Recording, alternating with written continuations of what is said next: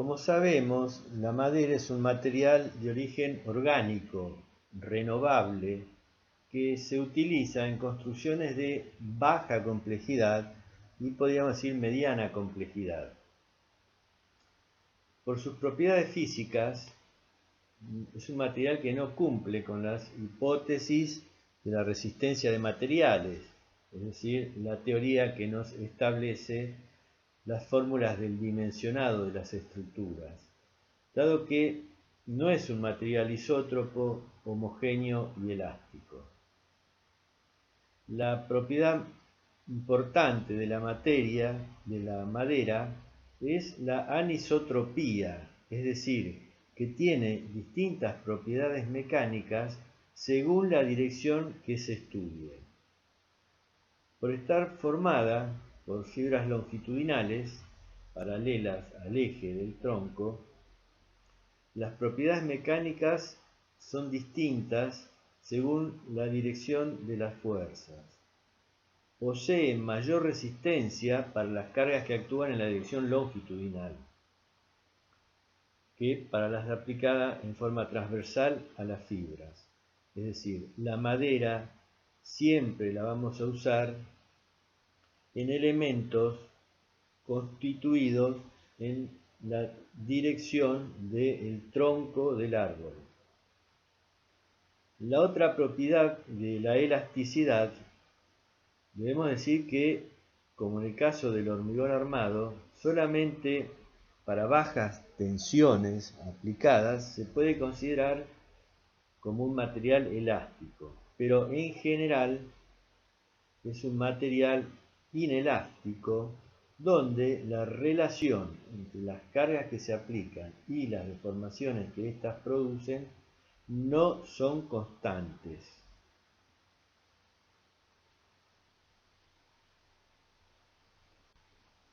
Si realizamos un ensayo de tracción en una probeta, vemos que se produce un diagrama que no tiene en principio una sección de elasticidad o un rango elástico, es decir, recto entre las tensiones y las deformaciones. Es una curva más bien parabólica que solamente para tensiones muy bajas, por debajo de la tensión admisible y hasta, digamos, la tensión admisible, lo podemos considerar elástico. Es decir, si trabajamos por debajo de las tensiones admisibles, podemos aplicar las teorías del dimensionado que establece la resistencia de materiales. La carga de rotura se obtiene en ensayos en laboratorio y a partir de ese valor podemos obtener la tensión admisible, que es esa tensión de rotura dividido un coeficiente de seguridad, que normalmente en maderas es 3. Es decir, cuando estamos dimensionando en madera, vamos a llegar a límites de tensiones que están muy por debajo a los valores de la rotura. Otra propiedad importante de la madera es que es un material higroscópico, es decir, que absorbe y repele el agua en su interior de acuerdo al estado de humedad ambiente. Esto es un problema porque produce cambios, ya sean las propiedades mecánicas y resistentes, como también en las dimensiones del material. Y hay importantes valores de contracción, dilatación o hinchazón de la madera que pueden generar problemas en las construcciones. El contenido de humedad de la madera varía según el estado en que se encuentre. Es la relación porcentual entre el contenido de agua a través del peso de la misma y el peso del material seco.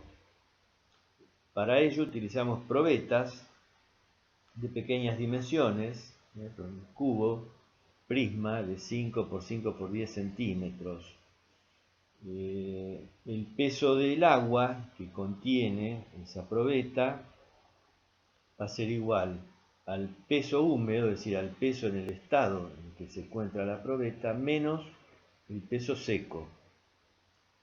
El peso seco se obtiene en laboratorios, donde hay que secar la probeta en estufa a 105 grados centígrados aproximadamente, y se determina que no existe más agua cuando 3 pesadas sucesivas no varía el peso de la probeta, es decir, que se considera que ya no tiene más agua en su interior. Por lo tanto, llamamos H, el porcentaje de humedad, es igual al cociente entre el peso del agua y el peso seco. Los valores normales o característicos son los siguientes. Para H mayor del 30%, es decir, la madera se considera saturada.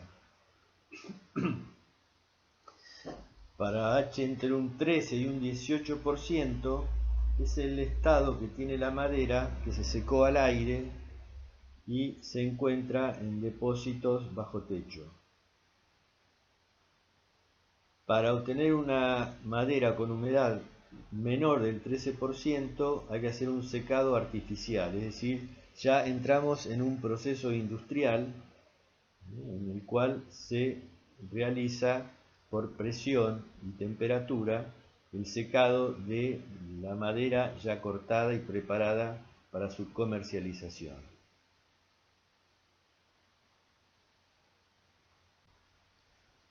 Podemos clasificar la madera de distintos puntos de vista.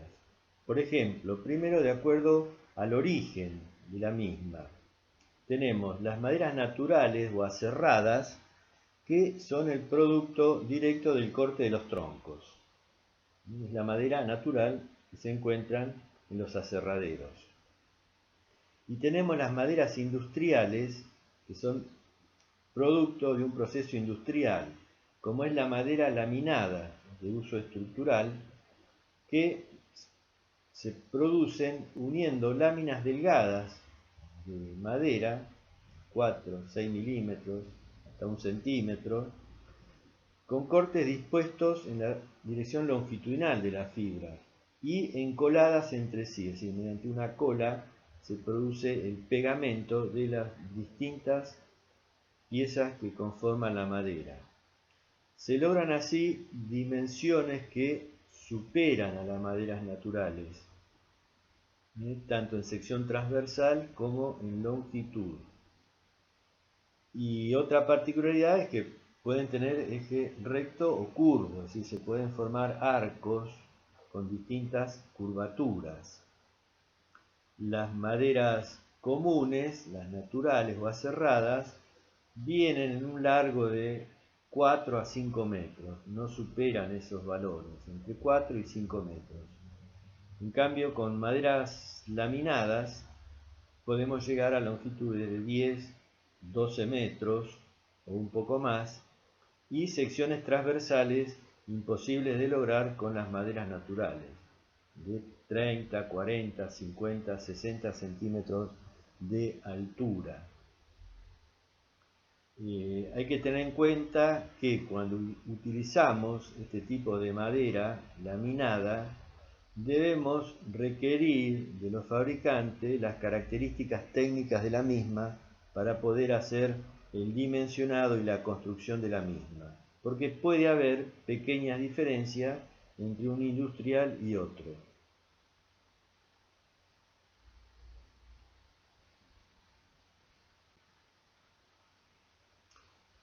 Vemos ejemplos de la madera natural o aserrada, donde se ve la fibra, el grano y hasta la posición de los radios de la madera, los anillos que conforman el tronco de la madera,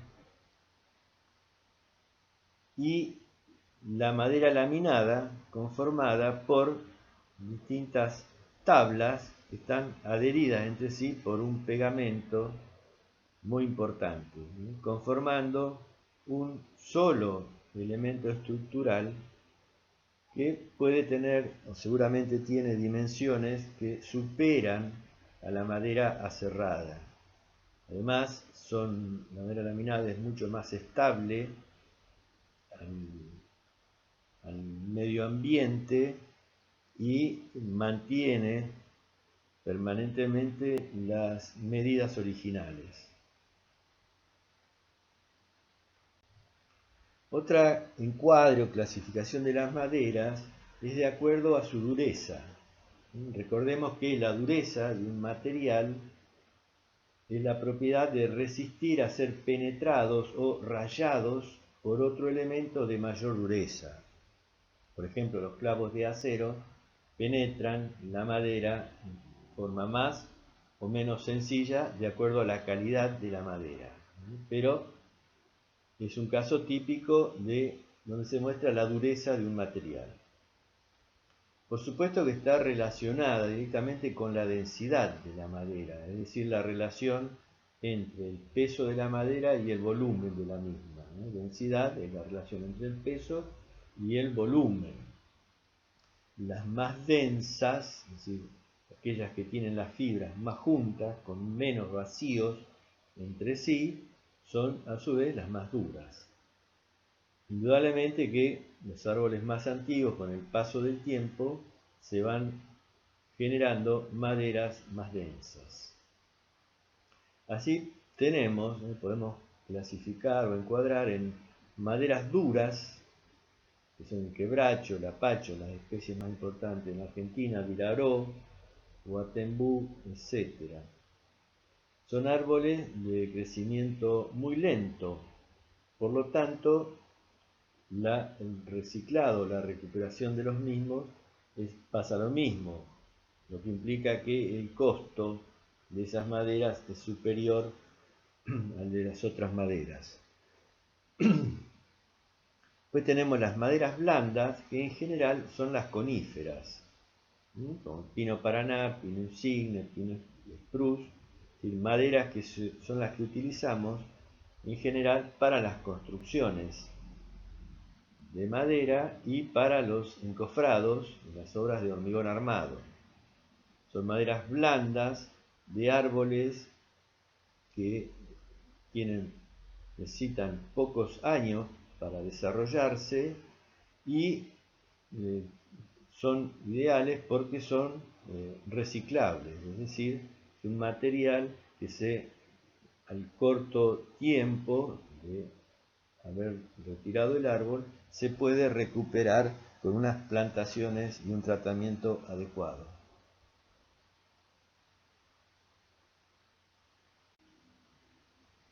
Un tema a tener en cuenta en el mantenimiento de los edificios o en la vida útil de los edificios construidos en madera es la degradación que sufre por el medio ambiente que lo rodea. Como es un material orgánico, está afectado por agentes como pueden ser hongos o insectos. Es decir, hongos en aquellos espacios húmedos que son microorganismos que se adhieren a la superficie y se alimentan de los componentes, con lo cual provocan lentamente su destrucción. El efecto de los insectos también conocemos. Pueden ser polillas, bicho taladro, termitas, hormigas, que van taladrando, agujereando la pieza, debilitando así su resistencia. Los tratamientos para protegerlo, para proteger la madera de estos agentes, pueden ser superficiales, que son los más comunes, que usamos en general, que se basa en tratamientos con pinturas, esmalte sintético o acrílico, lacas, barnices, y para el caso de los insectos se utilizan insecticidas o fungicidas para el tratamiento de los hongos. El otro tipo de tratamiento ya son tratamientos profundos, es decir, ya es de tipo industrial. Se trata de la madera tratada, donde junto al proceso de secado de la materia, es decir, de retirar y estabilizar la humedad contenida, colocándolo en autoclaves, donde se somete a los líquidos a alta presión y temperatura, se inyectan a su vez compuestos químicos para preservar la madera, ¿sí? Como la creosota. Ya viene entonces la madera tratada para tratar de atenuar o aliviar los efectos, sobre todo de los insectos.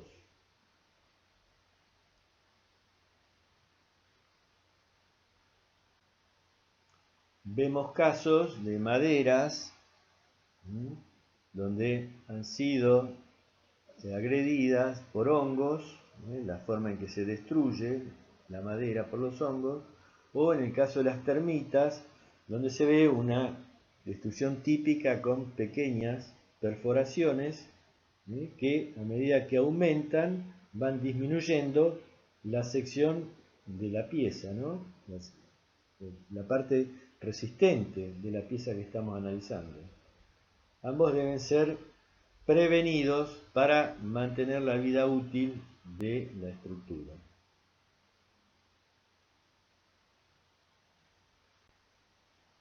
Las propiedades mecánicas de la madera, es decir, la capacidad que tiene el material para resistir cargas y en consecuencia deformaciones, depende fundamentalmente del grado de humedad, del contenido de humedad.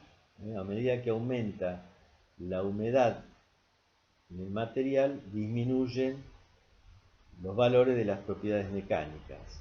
Y también, como dijimos al principio, es muy diferente, por ser un material anisotrópico, es muy diferente la resistencia o las propiedades mecánicas de la madera de acuerdo a la dirección de las fibras. Los valores que normalmente se dan en los manuales de construcción se refiere a cargas aplicadas en la dirección de las fibras longitudinales. Los esfuerzos admisibles, cuando esas fuerzas actúan en el sentido transversal, se deben reducir al 20% de los indicados. En la tabla tratamos con características de las maderas blandas, duras y la madera laminada, y son valores promedio. Con tantas especies de árboles que hay, la variación de los valores de las propiedades mecánicas es importante, pero en general, en promedio, y siempre poniéndonos del lado de la seguridad, se pueden adoptar los siguientes valores. Por ejemplo, las tensiones admisibles para las maderas blandas, ya sea tracción, compresión o flexión, 70 kilos centímetro cuadrado.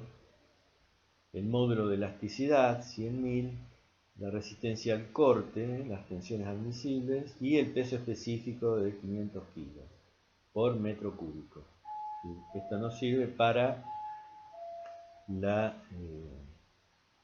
establecer el peso propio. Las maderas duras aumentan las propiedades mecánicas y en madera laminada aumenta un poquitito frente a las maderas duras y son un poco más livianas, pero tienen la ventaja de que hay un control de calidad en la misma industria, con lo cual lo hace mucho más fiable. Pero siempre debemos solicitar al proveedor de la madera laminada las características mecánicas y físicas del material que nos está vendiendo. Este sería un ensayo de flexión sobre un tirante de madera donde se observa que rompió en la parte inferior, es decir, donde las fibras están traccionadas. La parte superior, por flexión, que genera compresión, las fibras están intactas. Rompió un poco por tracción en las fibras inferiores.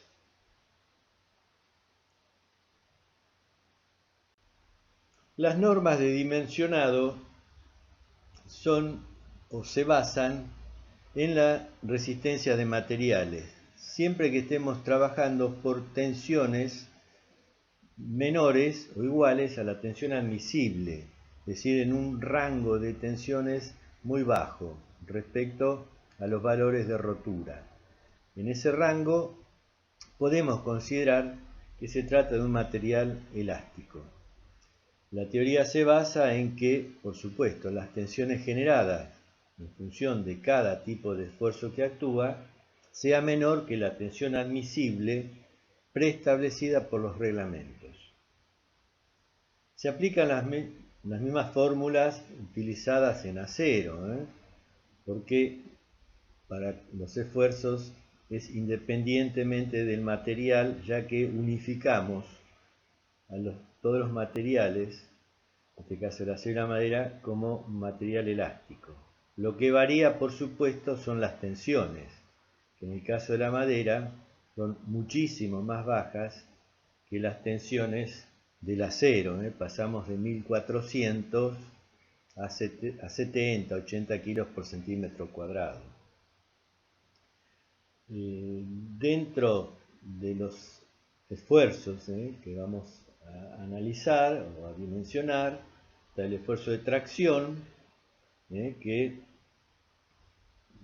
los elementos traccionados los llamamos tensores,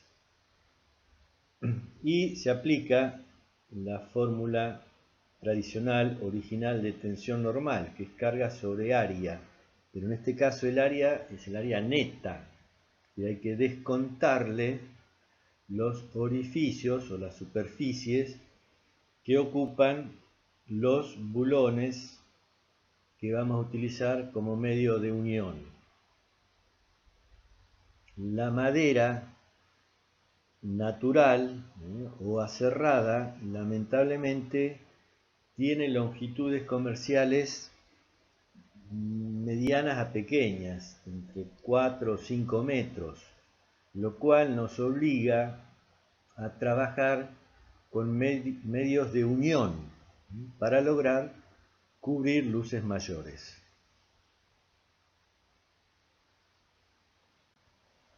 El segundo caso es flexión simple, donde se aplica la conocida fórmula de que las tensiones normales máximas, tanto sea de tracción como de compresión, son igual al momento flector sobre el módulo resistente, en este caso con respecto del eje X, y tiene que ser menor a la tensión admisible.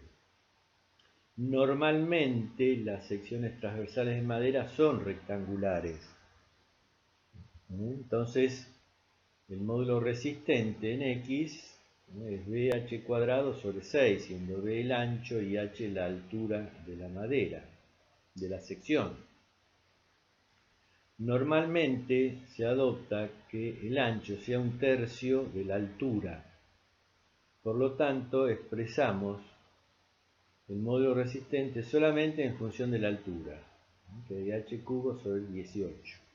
Y la ecuación de las tensiones la podemos transformar directamente en que la altura, despejamos la altura, es la raíz cúbica de 18 por el momento flector y dividido la tensión admisible. Cuidado acá entre las unidades, para que H en centímetros, M tendrá que estar en centímetros y la tensión admisible en kilogramos sobre centímetros cuadrados. Hay que respetar la coherencia de las unidades, si no vamos a obtener valores distorsionados.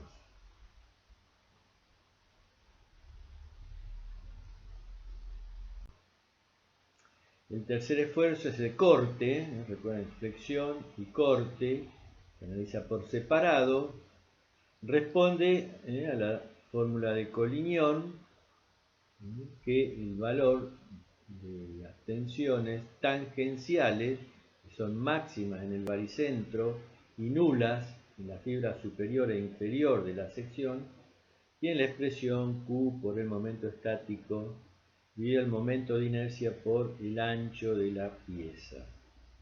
En una sección rectangular, características de la madera, la tensión máxima en el baricentro va a tener la siguiente fórmula.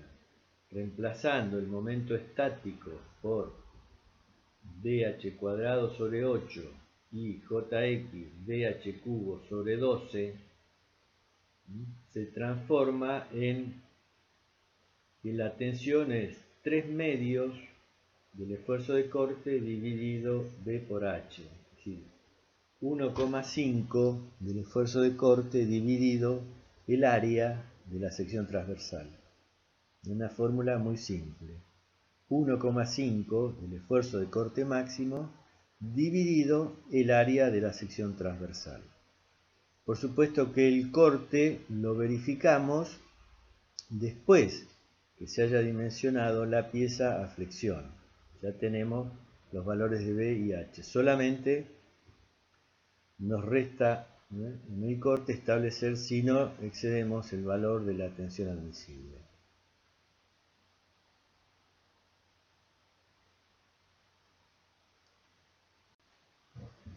Un esfuerzo muy frecuente en las estructuras de madera, sobre todo en las cubiertas, es la flexión oblicua que se genera en los cabios, en los techos inclinados.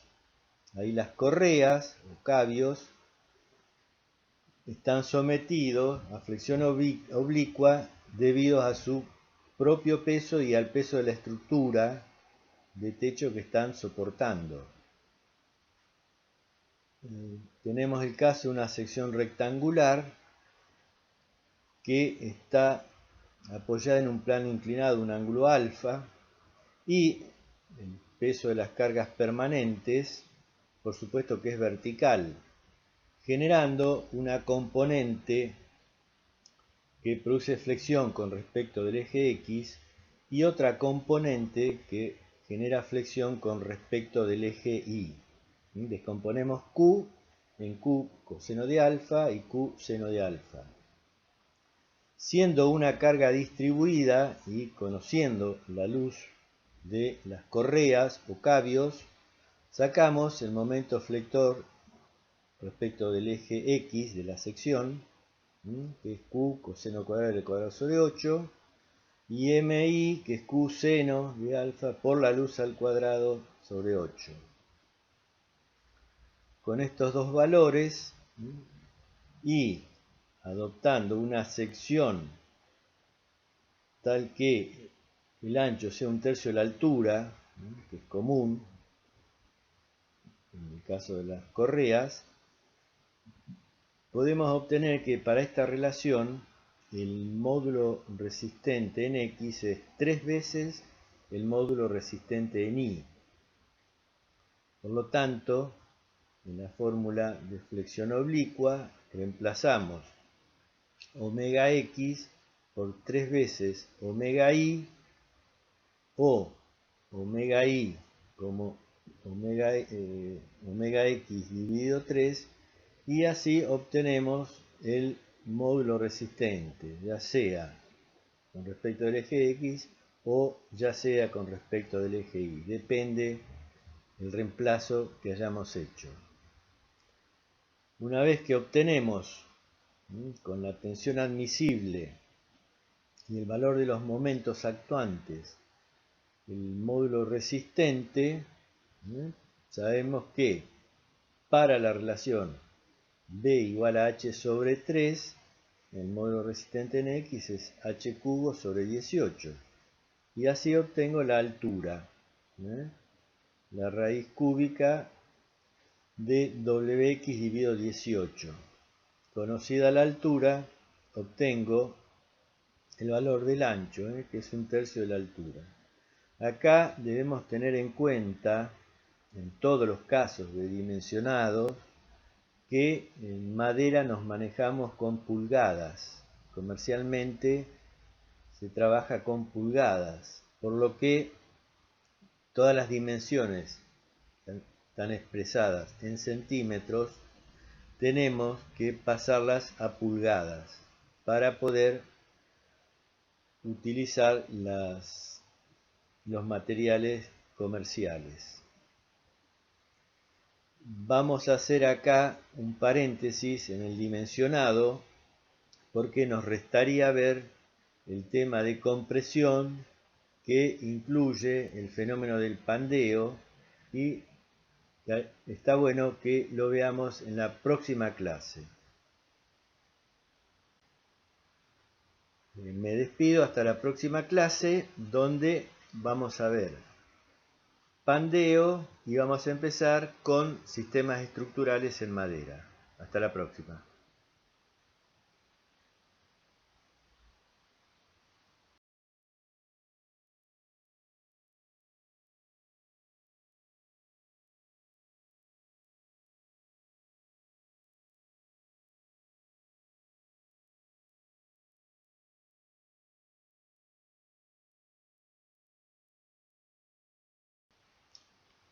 El esfuerzo de compresión, lo que debemos verificar es el efecto de pandeo.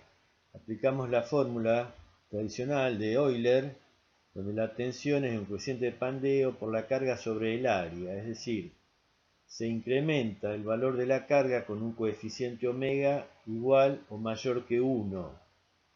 Recuerden que el coeficiente omega depende de la esbeltez de la pieza, lambda, que es la relación entre la altura de la pieza o la longitud de pandeo dividido el radio de giro. Conocido la esbeltez de la pieza de la tabla 14, obtenemos el coeficiente omega.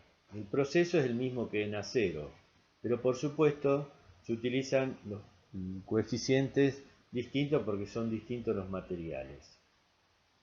Comúnmente las columnas de madera son de sección cuadrada o rectangular, donde se caracterizan las secciones o las características geométricas a través del momento de inercia, Jx, dh cubo sobre 2, el módulo resistente y el radio de giro, que es la raíz cuadrada del momento de inercia dividido el área, que es, en este caso, reemplazando, da que el radio de giro en x es 0,29 de h, de altura.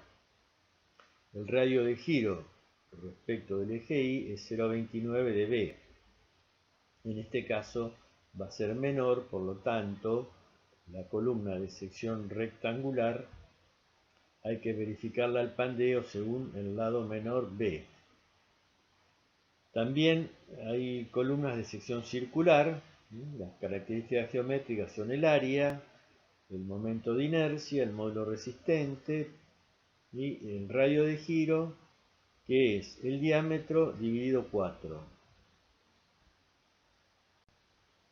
Vamos a ver un ejemplo de una columna doblemente articulada de 2,50 m de altura y la longitud de pandeo es 250 centímetros y una carga de 6.000 kilogramos y sección cuadrada.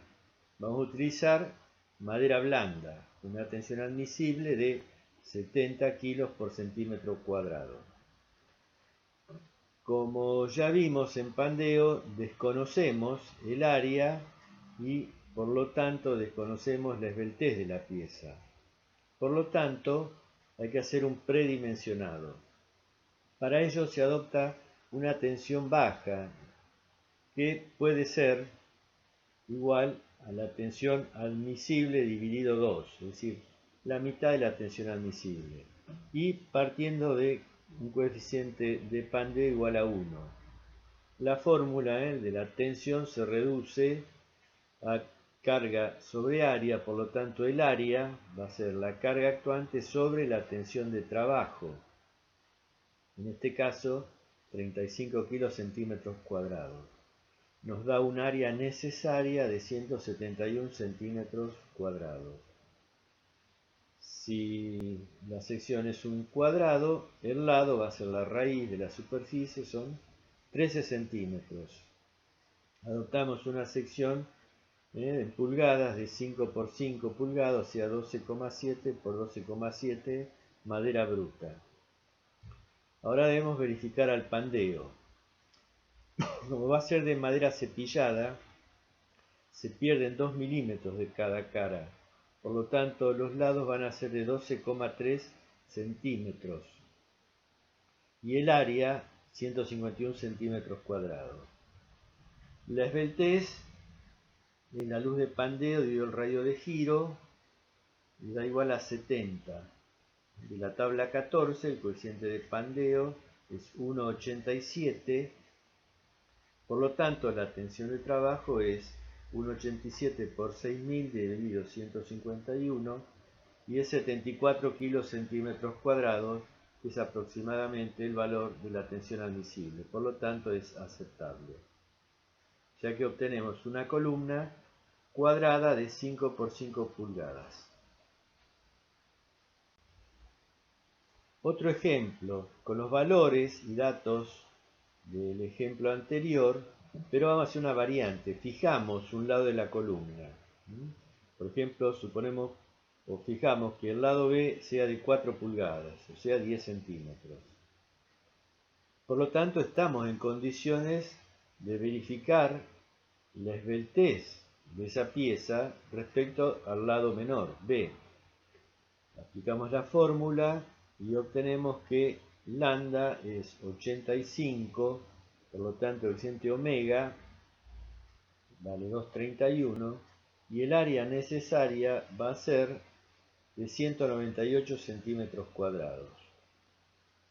Como ya teníamos el lado B, despejamos la altura H, que da 19,9, o sea 20 centímetros, o sea 8 pulgadas. Es decir, que nos va a quedar una sección de 4 por 8. Hay que prestar atención acá que al disminuir la sección o uno de los lados, esto afecta mucho el coeficiente de pandeo, es decir, aumenta la posibilidad de pandeo de la columna respecto de ese lado menor. Y indudablemente el efecto hace que la sección sea más grande que la sección cuadrada. Nos da una sección de 4 por 8, de 10 por 20, mientras que la anterior era 5 por 5, 12 por 12. Es importante, por lo tanto, el efecto de pandeo en la madera, porque el coeficiente omega, función de la esbeltez, es muy grande. Otro ejemplo que podríamos hacer es los mismos datos, pero dimensionar una columna de sección circular. Nosotros habíamos visto en el ejemplo anterior que el área necesaria con el predimensionado era de 171 centímetros cuadrados. Haciendo el predimensionado, es decir, trabajando con una tensión mitad de la tensión admisible. Conocido el área, ya despejamos directamente el diámetro, que da 14,7, o sea 15 centímetros. Para verificar al pandeo, el radio de giro para la sección circular es diámetro sobre 4, es decir, 3,75 centímetros. La esbeltez es igual a 67, por lo tanto el coeficiente omega es 1,81. El área real de 15 centímetros de diámetro es 176,6 centímetros cuadrados. Por lo tanto, la tensión para verificar va a ser de 62 kilos por centímetros cuadrados, menor que la tensión admisible de 70. Por lo tanto, la sección circular de 15 centímetros de diámetro, o sea 6 pulgadas, verifica. Vemos que es 1 pulgada más grande que la sección cuadrada. Es decir, la sección circular también tiene una posibilidad mayor de pandeo que la sección cuadrada, que es la ideal. Por último, la última verificación que debemos hacer en piezas de madera sometidas a flexión es verificar la flecha. Las fórmulas que nos dan el valor de la flecha para distintos Las distintas situaciones de apoyo y distintas situaciones de cargas están en la tabla 1. En el caso de la madera, como el módulo de elasticidad es muy bajo, puede suceder que la verificación de la flecha condicione el dimensionado de la viga.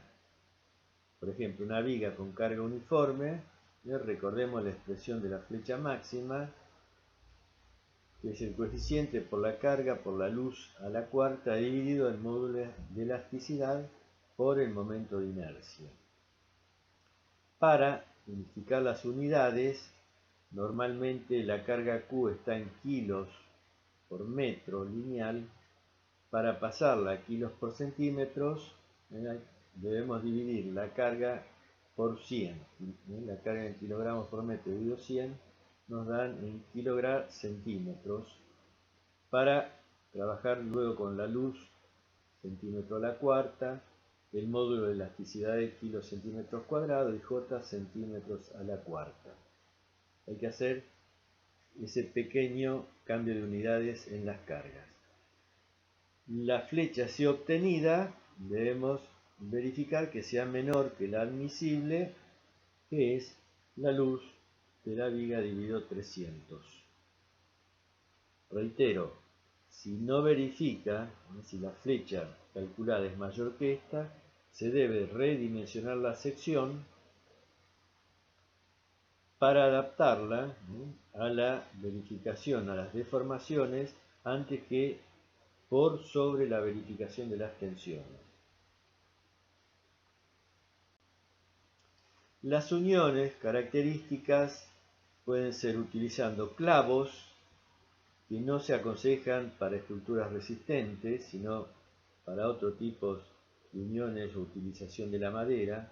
Los bulones, que son altamente utilizados en las uniones.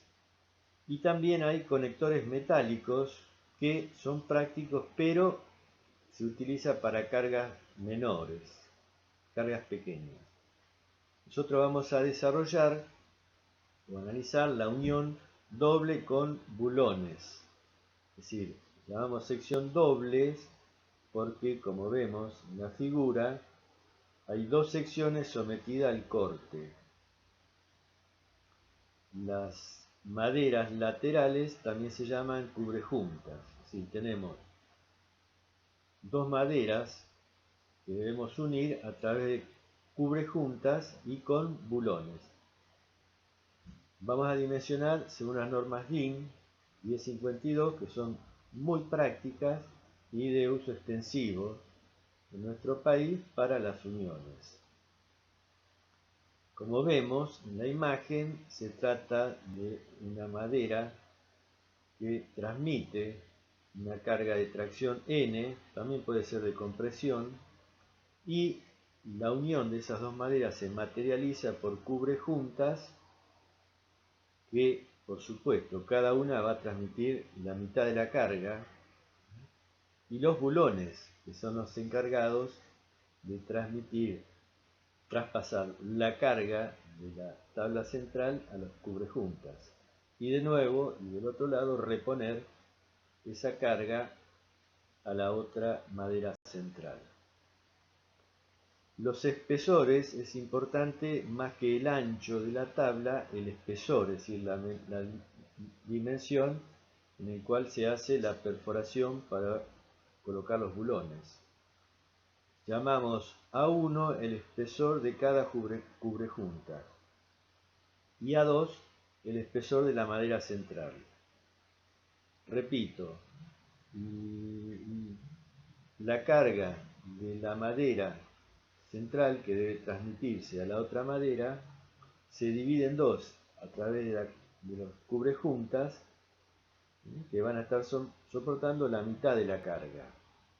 Y luego se restituye la carga total al otro sector de la estructura.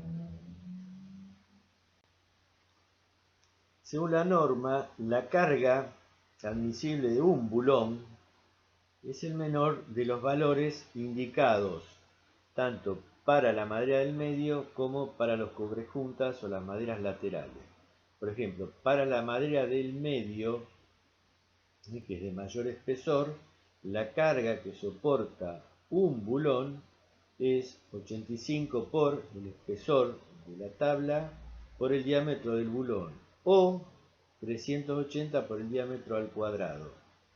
El menor de esos valores es la carga admisible por bulón, mientras que para las maderas laterales la carga que toma un bulón es 55 veces el espesor por el diámetro o 260 el diámetro cuadrado. Acá las dimensiones tienen que estar expresadas en centímetros y las cargas admisibles están expresadas en kilogramos.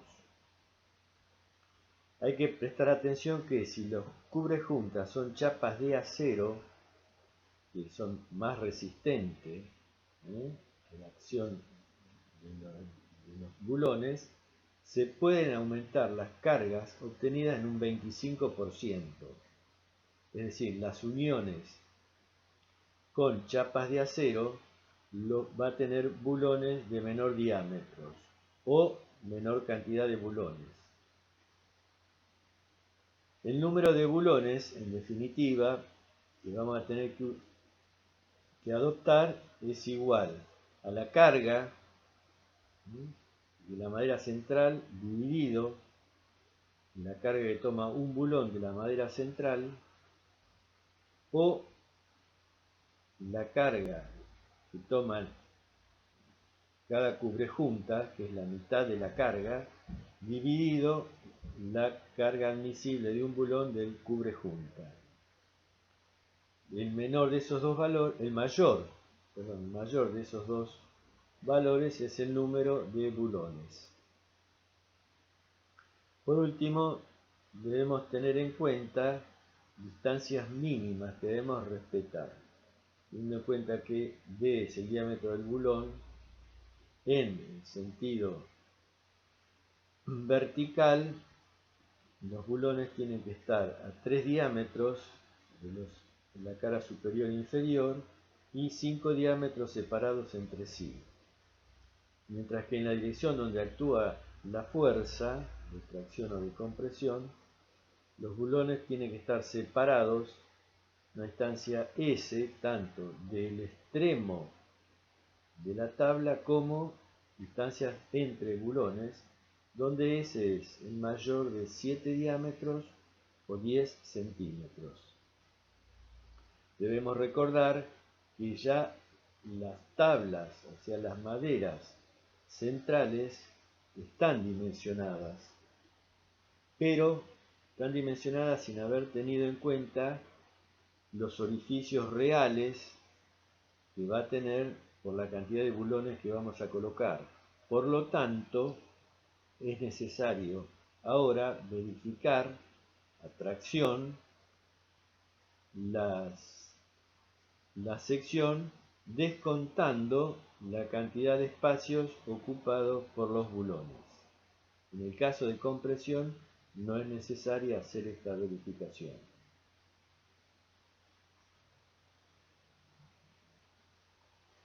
Vemos ejemplos de uniones. En la superior izquierda tenemos los tirantes de arriba unidos con ángulos metálicos y bulones, mientras que el tirante inferior de madera está unida con cubrejuntas y bulones. En la de la derecha superior vemos una auténtica articulación central donde los esfuerzos de tracción o compresión existentes en la sección de madera se transmiten a través de cubrejuntas, o sea, chapas de acero y los bulones respectivos.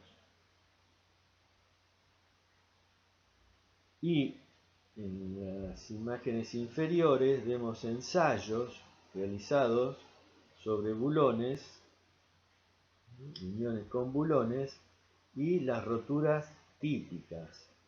El primer caso es la rotura cuando los bulones tienen pequeño diámetro, entonces por aplastamiento cortan la madera. En este caso porque el diámetro de los bulones, repito, es pequeño y produce la hendidura, el aplastamiento o el corte de la madera. En el segundo caso falló todo el bloque, falla por pequeña dimensión de los bulones y también por la necesidad de colocar más bulones, indudablemente. Y la tercera diapositiva es el corte típico de tracción, es decir, se rompe por tracción en la sección disminuida por los orificios de los tres bulones.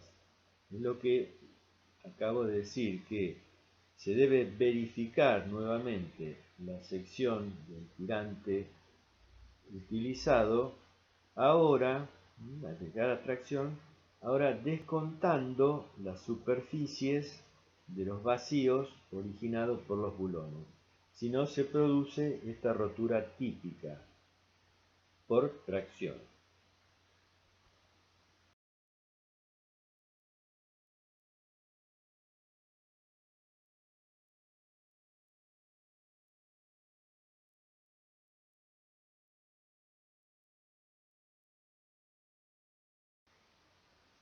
Vemos un sistema de cerchas apoyadas en columnas de hormigón armado.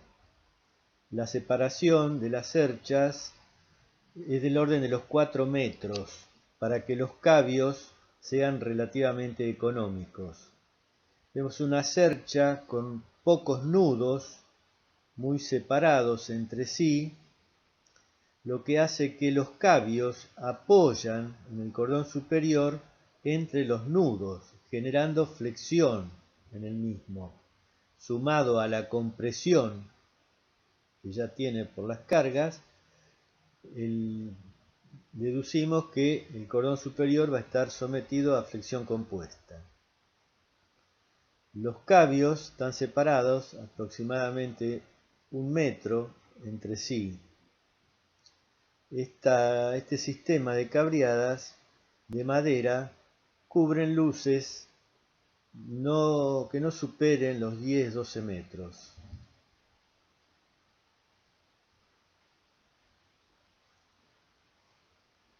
Este es otro ejemplo de cerchas de madera compuesto por tablas de madera maciza, se la nota muy robusta, cabios que apoyan en el cordón superior, no directamente sobre el cordón, sino de manera lateral con un dispositivo metálico, y estas cerchas apoyan en columnas de hormigón armado con una ménsula superior, como se puede apreciar en la primera cercha en el apoyo derecho. Son cerchas con muy poca pendiente, lo cual lo hacen trabajar casi como una viga, con esfuerzos muy grandes.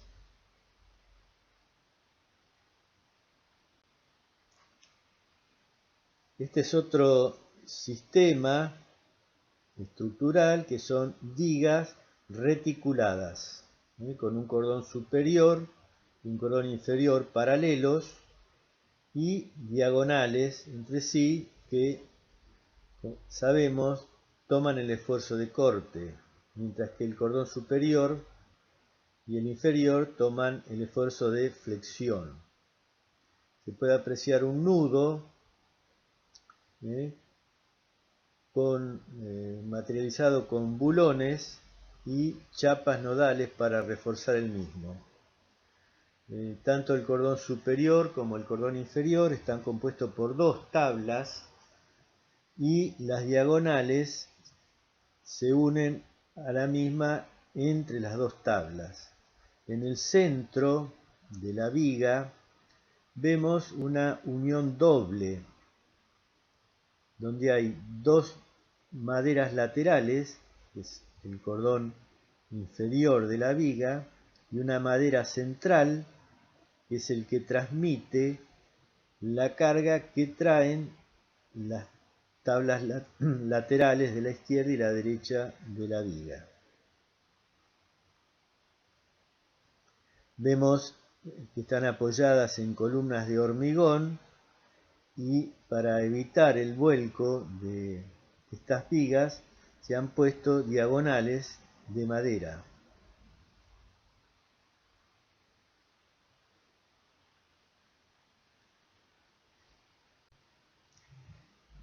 Aquí ya estamos con estructuras de madera laminada. Por las grandes luces que deben cubrir, se trata de un sistema de vigas continuas apoyadas en columnas de madera. Son vigas de una muy buena altura, solamente se puede materializar con madera laminada y con luces importantes que superan los 15 metros. Vemos el sistema de cabios que se unen a las vigas principales con fijaciones de chapa, las columnas de madera que llegan a la base a través de un inserto metálico y vemos que en la línea de columnas, en el tramo central, hay dos tirantes inclinados que son los que le dan rigidez horizontal al sistema.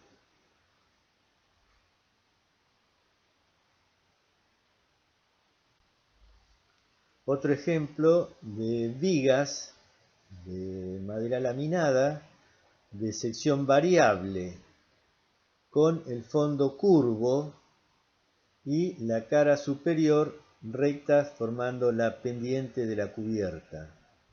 Apoyan en columnas de madera y también con cabios de madera y machimbrado a la vista.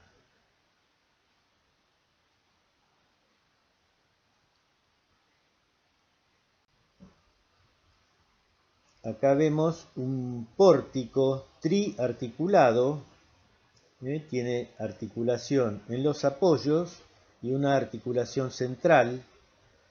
Trabajan a flexión con un momento superior negativo en el encuentro columna dintel. En el centro, en la articulación, el momento flector es cero, lo mismo que en la articulación. Acá, en estos sistemas de pórtico de sección variable, se ve claramente cómo la sección de la madera va aumentando siguiendo la ley de variación del momento flector.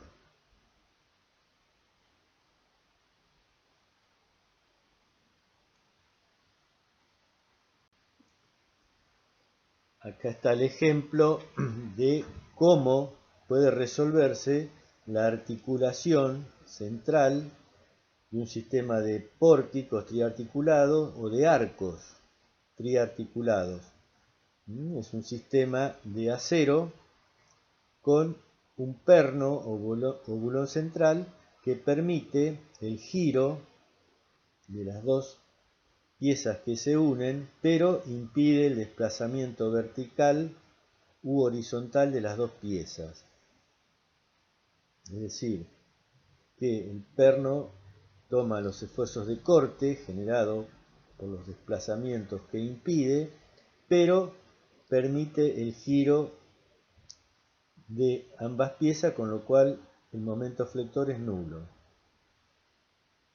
También se puede observar en la misma pieza el sistema para tomar los cabios y también vemos que arrancan cruces de San Andrés, son tensores inclinados en el plano de la cubierta que impiden que ésta se deforme en el plano horizontal, es decir, le da rigidez a la estructura en el plano horizontal de la cubierta. Otro ejemplo de pórticos, también articulado en la parte superior, pero con un nudo muy firme en el encuentro de la columna con el dintel. Ahí vemos cómo está materializada esa unión con bulones. Se tratan de piezas de sección variable de madera laminada y de una forma distinta al pórtico que habíamos visto en el ejemplo anterior. También los cabios se unen al dintel a través de elementos metálicos.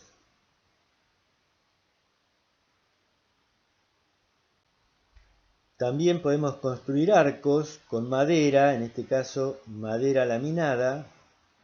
Son arcos triarticulados, puede observarse una articulación en el centro del arco y a su vez se trata de arcos continuos, porque podemos ver que tienen un apoyo en común los dos arcos que forman esta nave.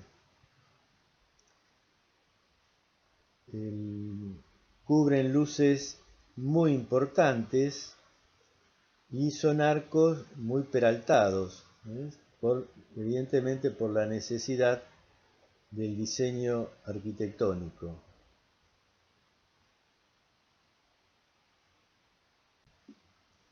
Otro ejemplo de arcos triarticulados, muy similar al anterior, con el mismo sistema, triarticulados, se ve una articulación central, y son arcos que tienen un apoyo común, como podemos ver a la derecha o a la izquierda del arco, en los apoyos comunes a dos arcos. Es el mismo sistema que el anterior, pero con menos peralte, con menos flecha. Tener menos flecha, recordemos que implica mayor empuje horizontal.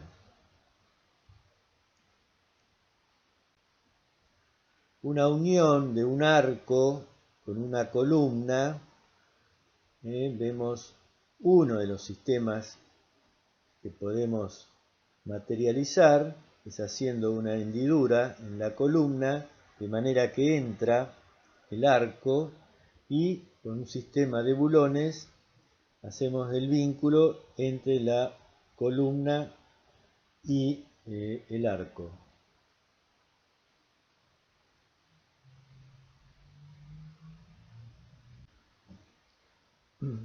Vemos una ampliación de una vivienda realizada totalmente en madera, tanto las columnas, como podemos apreciar, como el techo, que son vigas de eje curvo, se llaman, porque no llegan a ser arcos, tiene tan poca curvatura que trabajan como vigas rectas a flexión.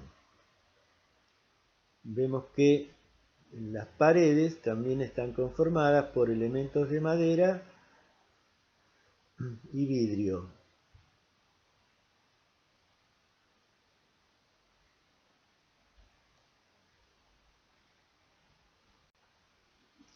En Europa se están construyendo edificios en altura con estructura de madera. Como podemos apreciar acá en uno de las plantas tipo de este edificio, la estructura perimetral, compuesta por columnas, vigas y columnas inclinadas que tienen como objetivo dar rigidez a la estructura frente a la acción del viento, evitar que se deforme la estructura del edificio frente a la carga horizontal del viento. Por eso vemos que en las dos paredes de este edificio se encuentran puntales inclinados para precisamente absorber ese esfuerzo. Son secciones robustas de madera laminada y con uniones especialmente diseñadas.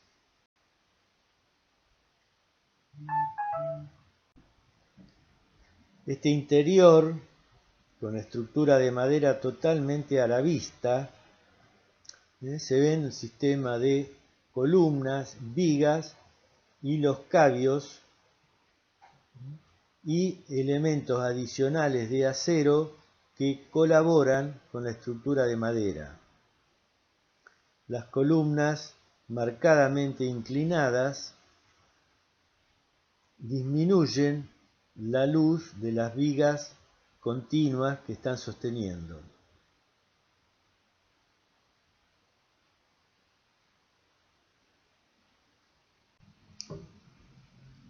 Esta vivienda, de la cual no vamos a hablar sobre el diseño de la misma, nos permite apreciar la utilización de la madera tanto para la cubierta, con un marcado voladizo, que es sostenida, la cubierta, por una viga con un tramo central y dos ménsulas. El mismo sistema de ménsulas y viga central está diseñada para el balcón de la vivienda. Se aprecia claramente la estructura de madera que han utilizado para la misma.